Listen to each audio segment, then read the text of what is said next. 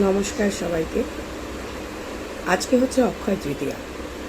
আজকে কোনো কিছুর শুভ সূচনার একটি মহত্বপূর্ণ গুরুত্বপূর্ণ দিন এবং একই সাথে আমাদের হিন্দুদের কাছে একটি বিশেষ দিন, যেই দিনে আমরা কোনো কিছু সূচনা, কোনো কিছু ভালো কিছু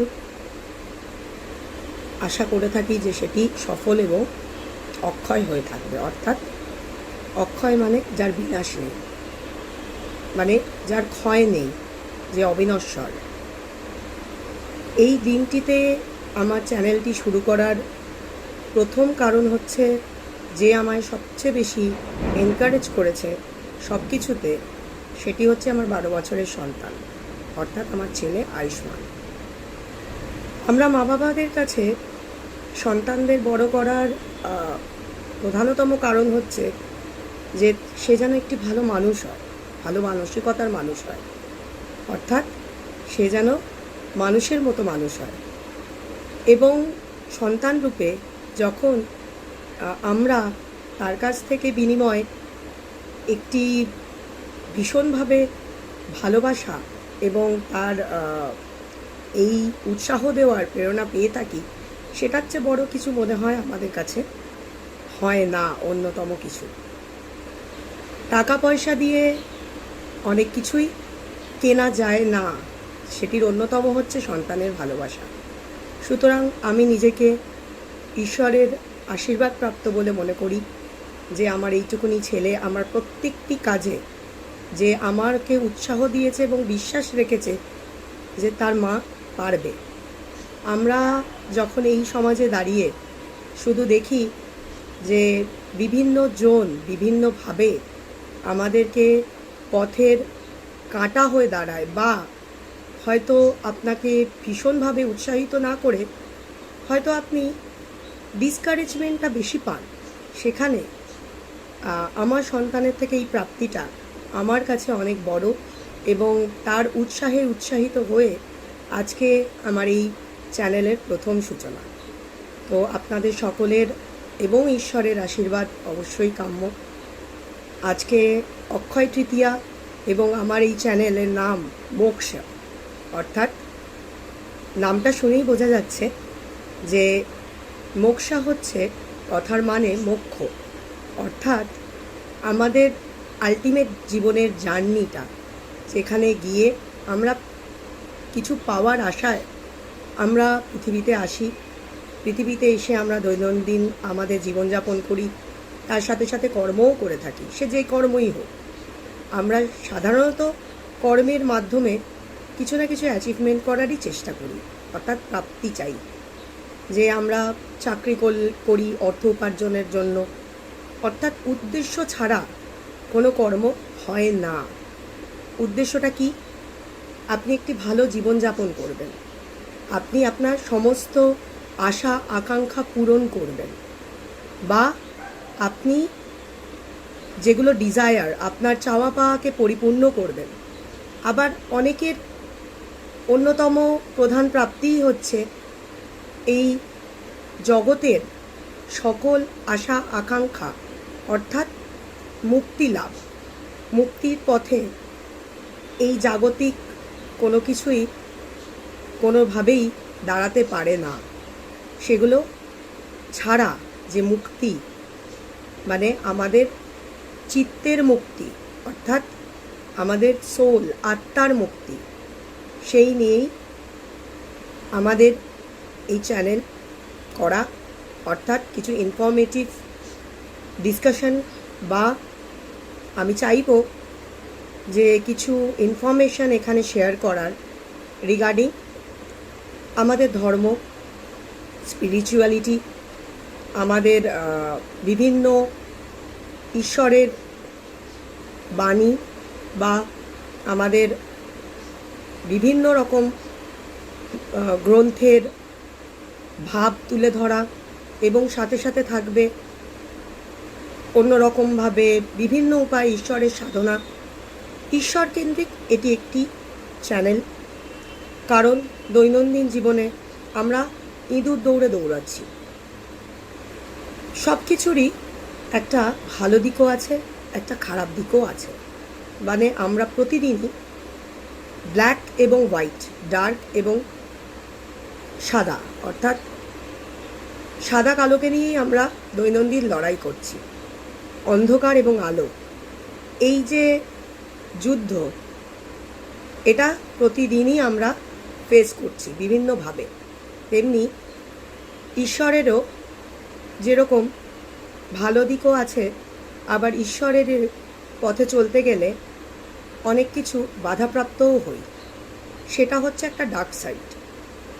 ঈশ্বর নিজে অনেক সময় আসেন না, কিন্তু উনি ওনার অনেকভাবে আমাদের এক্সিস্টেন্সকে প্রভাবিত করে থাকেন। ঈশ্বর হচ্ছে আমাদের একটি ভাবজগতের ভাবমূর্তি, যাকে আমরা বিভিন্নভাবে বিভিন্ন রূপে পুজো করে থাকি, সেটা বিভিন্ন ধর্মের যেভাবেই হোক। তিনি সব মূলত প্রত্যেকটি ধর্মগ্রন্থেরই একটি বাণী, সেটা হচ্ছে তুমি তোমার জীবনটা কিভাবে যাপন করবে এবং সেটার আলটিমেটলি তুমি গিয়ে কোথায় দাঁড়াবে, কি প্রাপ্তি ঘটবে তোমার। সুতরাং এখনকার দিনে আমরা অনেকটাই ঈশ্বরের পথ, ধর্মকর্মের পথ থেকে বিরত হয়ে যাচ্ছি, জাস্ট বিকজ অফ আমাদের টাফ লাইফ।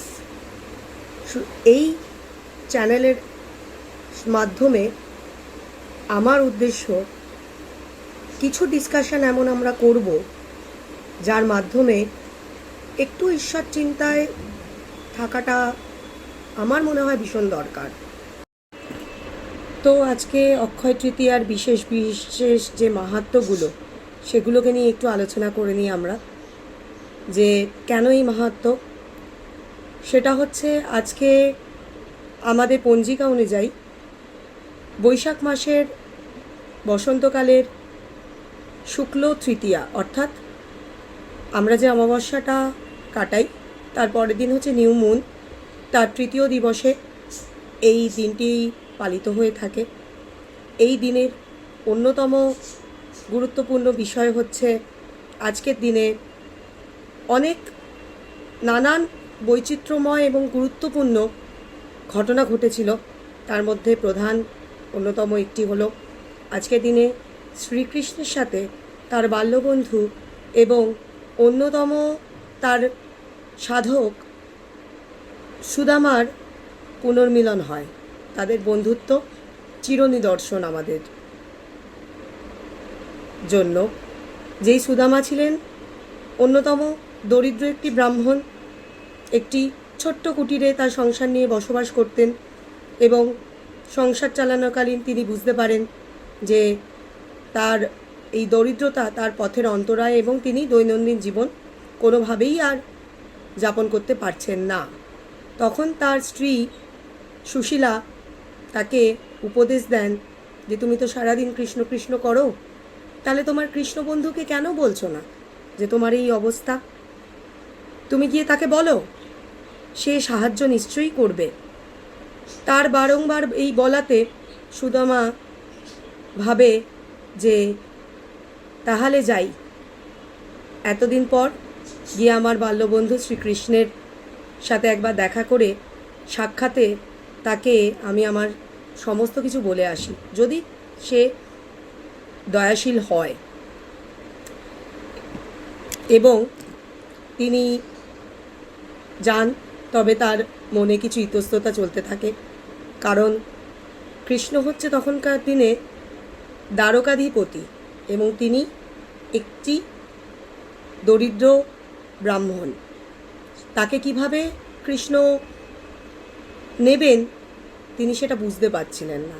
যাই হোক, তিনি যান এবং গিয়ে দেখেন শ্রীকৃষ্ণ তার সহধর্মিণী রুক্মিণীর সাথে বসে বাক্যালাপ করছেন। তাকে দেখে তো একদম গ্র্যাটিটিউড জানিয়ে তাকে ওয়েলকাম করেন এবং তার সুখে দুঃখের কথা শোনেন। এবার উপহার স্বরূপ তিনি যে এক মুঠো মুড়ি এনেছিলেন সেটা সাদরে গ্রহণ করেন এবং বলেন যে এই মুড়ি তার প্রিয় খাদ্য এবং তার বিনিময়ে তাকে আশীর্বাদ স্বরূপ তিনি কি চান জিজ্ঞাসা করেন। এবং তিনি যে বরদান পান সেটা সাংঘাতিকভাবে দৃষ্টান্তময়। তো তিনি সুদামার কাছে তো দেখা করতে যাবেন, কিন্তু তার কাছে তো কিছু নেই। তিনি তার স্ত্রী সুশীলাকে বললেন, আমি আমার পুরনো বন্ধুর সাথে এতদিন পর দেখা করতে যাব, তো তার জন্য কিছু উপহার হিসেবে নিয়ে যাব না? কারণ আমরা প্রত্যেকেই জানি, আমরা যখন কোথাও যাই আমরা কিছু উপহার প্রত্যেকের জন্যই নিয়ে যাই, এটা আমাদের কাস্টম। তো তখন দেখলো তার নিয়ে যাওয়ার মতো সেরকম কিছু নেই। সে কী করলেন, সে লুকিয়ে এক মুঠো মুড়ি নিলেন, সেটা তার পোটলার মধ্যে বেঁধে তার বন্ধুর কাছে নিয়ে গেলেন। বন্ধুর কাছে তো যথাসময়ে উপস্থিত হলেন এবং দেখলেন শ্রীকৃষ্ণ তার স্ত্রী সহধর্মী রুক্মিণীর সাথে বাক্যালাপে ব্যস্ত। কিন্তু শ্রীকৃষ্ণ তাকে দেখে ঠিক চিনতে পারলেন যে ইনিই হচ্ছেন আমার ছোটোবেলাকার সেই বন্ধু, যার সাথে তিনি সন্দীপানি বনে গুরুকুলে একই সাথে শিক্ষা লাভ করেছিলেন, বাল্য শিক্ষা। তারপর তারা যে যার মতো বড় হয় এবং যে যার মতো জীবনযাপন করতে থাকে।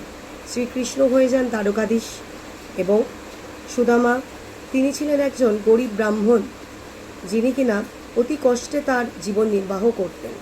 তার সংসার বাড়তে থাকে, তার ছেলে মেয়ে যথাসময়ে হওয়ায় তিনি হতদারিদ্রতায় জর্জরিত হয়ে গেছিলেন।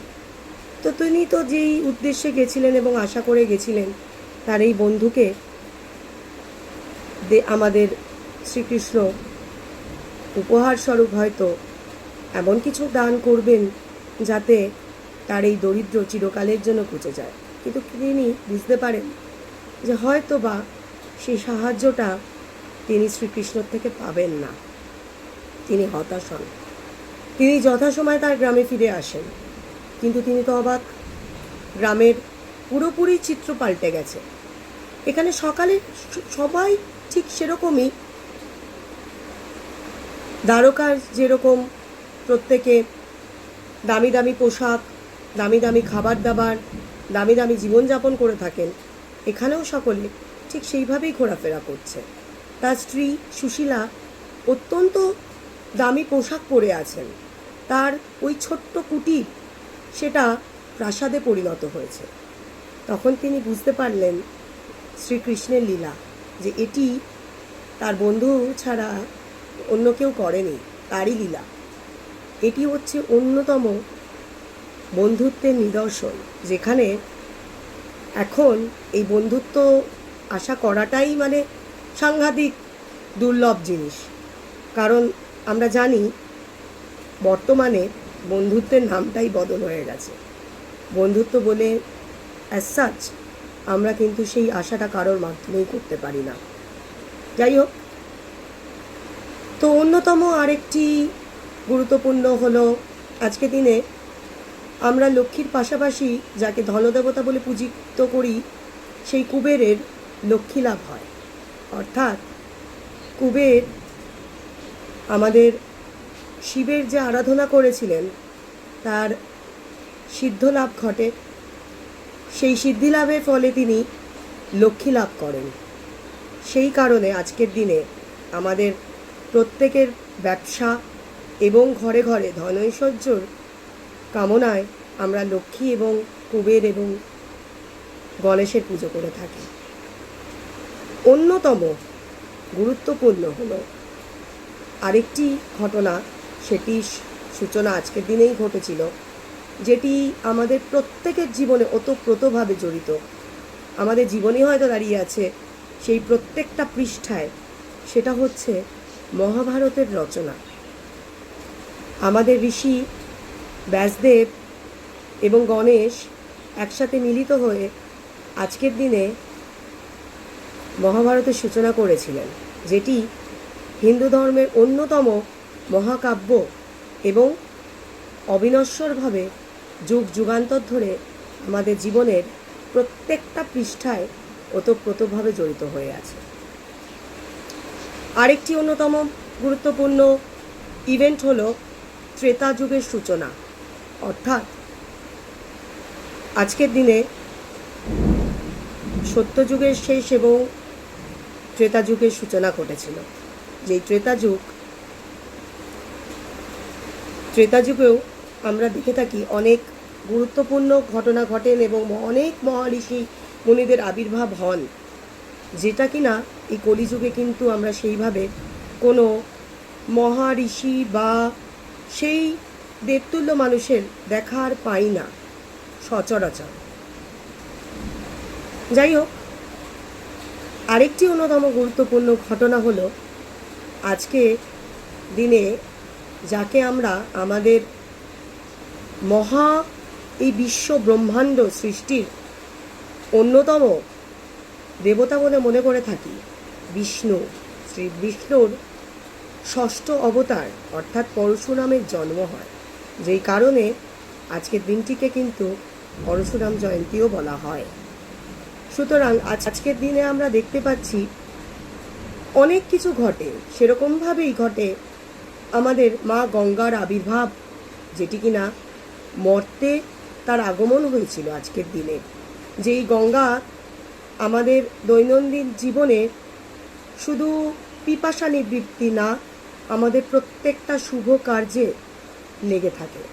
সেই গঙ্গা মায়ের এই অমূল্য জল আজকে এই ধরাধামে নেমে এসেছিল।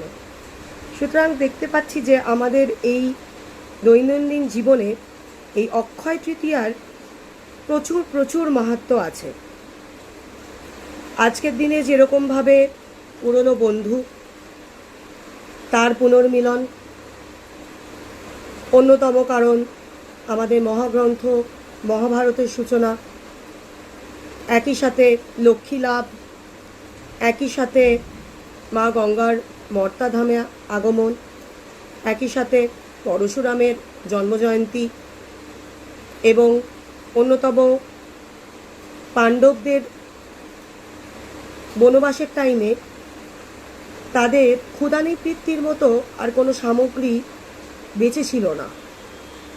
তো পাণ্ডবদের জ্যেষ্ঠ পুত্র তখন যুধিষ্ঠির সূর্যদেবের সাধনা করে সূর্যদেবের কাছ থেকে বরদান চান যে, ঈশ্বর, হে সূর্যদেব, তুমি আমাদের ক্ষুধা নিবারণ এবং অতিথি আপ্যায়নের জন্য সাহায্য করো।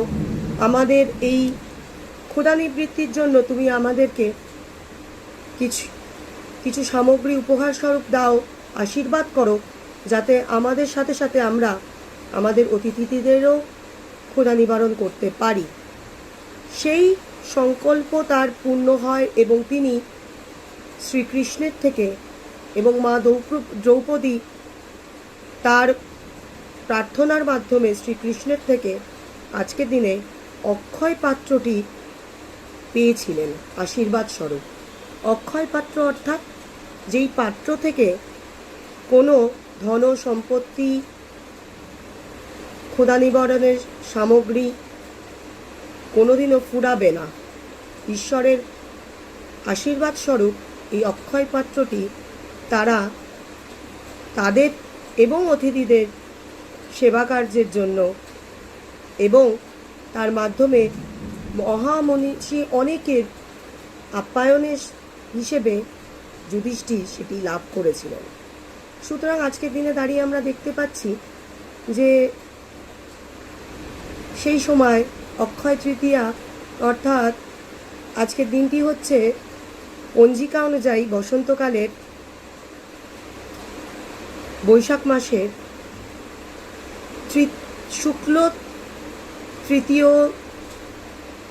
শুক্লপক্ষের তৃতীয় দিন, অর্থাৎ